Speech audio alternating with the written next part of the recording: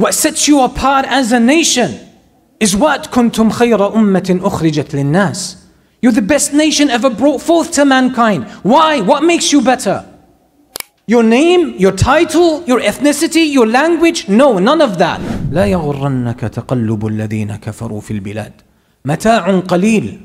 Don't be deceived and deluded by what the disbelievers have. So we Muslims need to free ourselves. If we are not free in our hearts, we will not be free in our circumstances.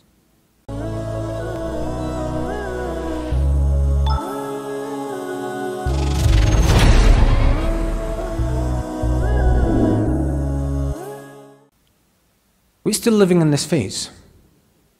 When we worship Allah, when we hold on to the book of Allah, and we know the reality of this life, and we never worship this dunya, because we know that Allah created it as tools and means through which we serve Him, and we worship Him. Allah will bring the dunya to us. Allah will bring the science to us. Allah will bring technology to us. Allah will bring wealth to us, because that's what the Prophet ﷺ said. من كانت الآخرة همه جمع الله له شمله وجعل غناه في قلبه وأتته الدنيا وهي راغمة. Those who have Allah and the last day as their main goal and ultimate goal, Allah will bring their affairs together, and Allah will give them a sense of abundance and wealth within themselves, and then Allah will bring the dunya to serve them, even if it's against its will. Because Allah created the dunya to help us worship Him. So when we fulfill that purpose, Allah allows the dunya to fulfill that purpose, which is to serve us worship Allah. But when we want the dunya for ourselves, and we say, yeah, the Muslims have to be strong, Muslims have to be rich, Muslims have to be educated. حَقٌّ أُرِيدَ بِهِ بَاطِلٌ. It is true. It's good for the Muslims to be wealthier, generally speaking. It's good for the Muslims to be more educated. It's good for the Muslims to be more civilized in terms of technology. That's true.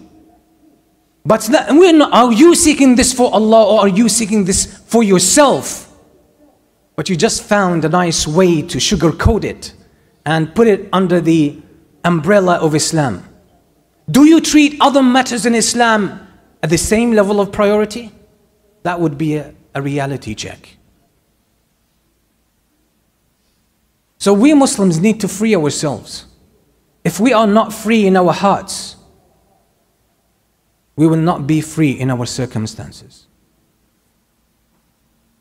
If we're not putting Allah before everything, everything we love, and everything we crave, and everything we aspire, if we don't make all of our personal goals secondary to Allah subhanahu wa ta'ala and what Allah wants, we're going to continue to pay the price. Yes, we will continue to pay the price.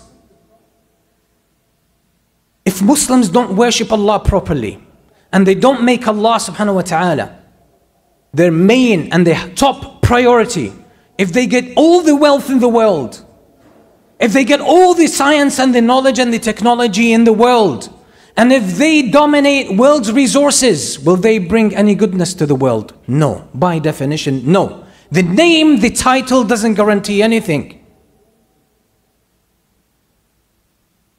And Allah subhanahu wa ta'ala told us, in order to free us from the captivity of this world, لا يغرنك تقلب الذين كفروا في البلاد متاع قليل.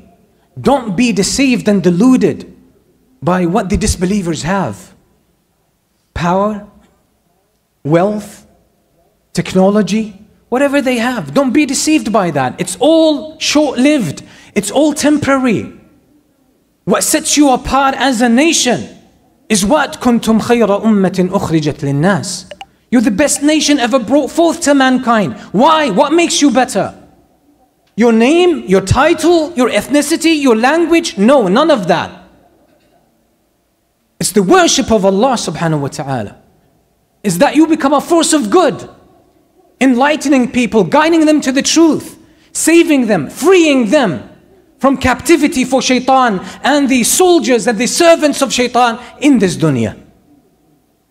That's the excellence. That's the source of excellence of the Muslim Ummah. That's something we shouldn't forget. That's something as parents we shouldn't forget. That's something our children should never forget. We need to know our place in the world. We've lost ourselves. And the price that we pay is hefty. The price our innocent brothers and sisters that are dying every day, the price they're paying is hefty. إن الله لا يغير ما بقوم حتى يغيروا ما بأنفسهم. Allah does not change the state of a people until they have changed themselves. أقول قولي هذا وأستغفر الله لي ولكم فاستغفروه.